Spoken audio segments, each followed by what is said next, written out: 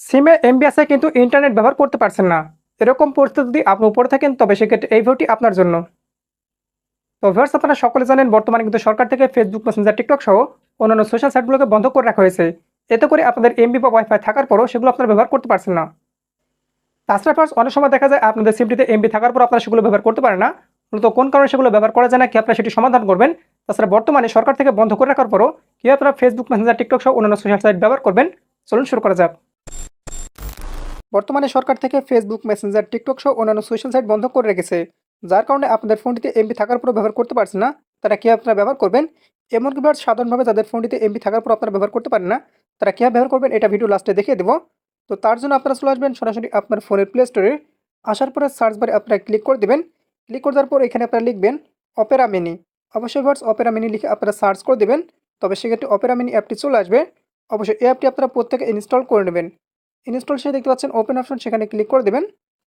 Subscribe করুন আমাদের চ্যানেলটি, পাশের বেল আইকনটির উপর ক্লিক করে অল সিলেক্ট করে দিন পরবর্তী ভিডিওর নোটিফিকেশন সবার আগে পাওয়ার জন্য। তারপর অ্যাপটিতে একটু ওয়েট করবেন। তবে এরকম ইন্টারফেস চলে আসলে নিচের দিকে অ্যালো অপশনে ক্লিক করে দেবেন।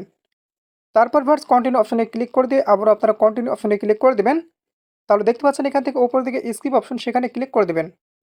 এমন ভার্স এখান থেকে লক্ষ্য করবেন সার্চ অপশনটি আপনার চাইলে এখানে ক্লিক করতে পারেন, অথবা ভার্স এইখান থেকে আপনারা ফেসবুকের উপর ক্লিক করতে পারেন, কিংবা এখান থেকে ফেসবুক লগ ইন লিখে সার্চ করে দিয়ে খুব সহজে সেই ওয়েবসাইটে ক্লিক করে দিয়ে আপনার আইডি আপনারা লগ ইন করতে পারেন।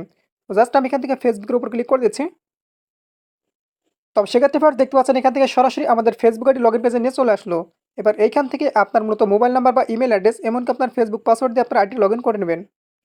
তো এখান থেকে আমার ইমেল এমনকি পাসওয়ার্ড দিয়ে আমি লগ ইন অপশনে ক্লিক করে দিচ্ছি। তবে সেক্ষেত্রে ভার্স পরের পেজ চলে আসলো, এখান থেকে আপনারা নোট নাও অপশনে ক্লিক করে দেবেন। তাহলে দেখতে পাচ্ছেন এইখান থেকে সরাসরি আমাদের ফেসবুক আইডিটা লগ ইন হয়ে গেল। তো বর্তমান সময়ে কিন্তু ফেসবুকটা সরকার থেকে বন্ধ করে রাখার পরও অনেকে ফেসবুকটা ব্যবহার করছে ভিপিএন কানেক্ট করে। এতে করে আইডি কিন্তু লক বা ডিসেবল হয়ে যেতে পারে। কিন্তু আপনারা চাইলে খুব সহজে এই অ্যাপটির মাধ্যমে ফেসবুক ব্যবহার করতে পারেন কোনো ধরনের ভিপিএন ছাড়াই। ফলে আপনাদের আইডি কিন্তু কোনো ধরনের সমস্যা হবে না। তো বর্তমানে যেহেতু সরকার থেকে ফেসবুকটা বন্ধ করে রাখা হয়েছে, যাদের সিমটিতে মূলত নেট চলছে না তারা চাইলে খুব সহজে সিমের নেট চালু করে এইভাবে আপনারা ফেসবুকটা ব্যবহার করতে পারেন। আর তাছাড়া যদি আপনারা ফেসবুক অ্যাপের সাহায্যে ফেসবুকটা চালাতে চান, কিংবা টিকটক বা হোয়াটসঅ্যাপ চালাতে চান, তবে সেক্ষেত্রে এই ভিডিওটি লাস্টে 30 সেকেন্ডে যে ভিডিওটি ভেসে উঠবে, অবশ্যই সেই ভিডিও দেখে নিয়ে খুব সহজে আপনারা চালাতে পারবেন।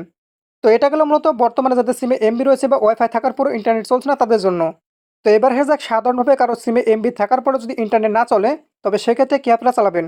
তো সাধারণভাবে এমবি থাকার পরও যাদের সিমটিতে ইন্টারনেট চলে না তাদের জন্য দুইটা কথা আমি বলবো। সেটা হলো, প্রথম কথা হচ্ছে আপনি যে সিমে ইন্টারনেট ব্যবহার করছেন, যদি জিবি সিমে ইন্টারনেট ব্যবহার করে থাকেন তবে সেক্ষেত্রে অবশ্যই মাই জিবি অ্যাপটা আপনারা ইনস্টল করে নেবেন। তো আমি মাই জিবির অ্যাপের লিঙ্ক দিয়ে দিব প্রথম কমেন্টে। অবশ্যই আপনারা স্যার প্রথম কমেন্ট থেকে সেই লিঙ্কের মাধ্যমে যদি ইনস্টল করেন, তবে সেক্ষেত্রে আপনারা 1 জিবি ইন্টারনেট সম্পূর্ণ ফ্রিতে পেয়ে যাবেন। অবশ্যই আপনার নাম্বারটি দিয়ে মাই জিবিতে লগ ইন করে নেবেন।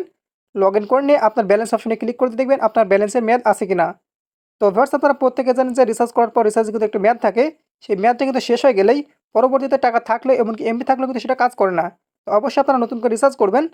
তবে সেক্ষেত্রে আপনারা খুব সহজে ইন্টারনেট ব্যবহার করতে পারবেন। তো এটা গেল মূলত একটা কারণ।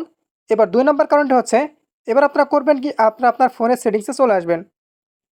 আসার পরে এখান থেকে লক্ষ্য করবেন সিম কার্ড অ্যান্ড মোবাইল ডাটা নামে একটা অপশন। একটু ওপর নিচে থাকতে পারে বা ভিতরে থাকতে পারে, খুঁজে বের করবেন। তারপর সেটার উপর ক্লিক করে দেবেন। ক্লিক করে দেওয়ার পর এখান থেকে আপনি যে সিমটিতে ইন্টারনেট ব্যবহার করেন, সিম অন হলে সেটার উপরে, সিম 2 হলে সেটার উপরে। তো যাই হোক, আমি এখান থেকে সিম অনে ব্যবহার করি, সেটার উপর ক্লিক করে দিয়েছি। ক্লিক করে দেওয়ার পর এখান থেকে লক্ষ্য করবেন প্রিফারেড নেটওয়ার্ক টাইপ, সেটার উপর ক্লিক করে দিবেন। তারপর এখান থেকে যদি কোনো কারণে 3G বা 2G করা থাকে, অবশ্যই আপনারা করবেন কি 4G 3G 2G অটো আপনারা করে দিবেন। কেননা এখান থেকে যদি 3G বা 2G করা থাকে তবে সেক্ষেত্রে আপনার সিমটিতে কিন্তু 2G বা 3Gর উপরে কিন্তু নেট পাবে না, অর্থাৎ 4G কিন্তু পাবে না। আর বর্তমানে যেহেতু 4G ছাড়া নেট কিন্তু চলে না, সেহেতু অবশ্যই আপনাকে কিন্তু এখান থেকে অটোটা করে দিতে হবে 4G। তাই অবশ্যই আপনারা দেখে নিন আপনাদের সেটিংসটা কোনটা করা রয়েছে। তো সর্বশেষ সিমে এমবি থাকার পর ইন্টারনেট না চলার পিছনে একটি কারণ আছে, সেটা বলি। তো কারণটা হচ্ছে বর্তমানে কিন্তু কোটা আন্দোলনের কারণে সিমের নেট অনেকদিন বন্ধ ছিল। এমনকি নতুন করে যখন চালু করা হয়েছে সকলে কিন্তু ইন্টারনেট ব্যবহার করছে। এতে করে স্পিডে কিন্তু অনেক কম পাচ্ছে। ফলে আপনারা কিন্তু ঠিকভাবে ইন্টারনেট চালাতে পারছেন না।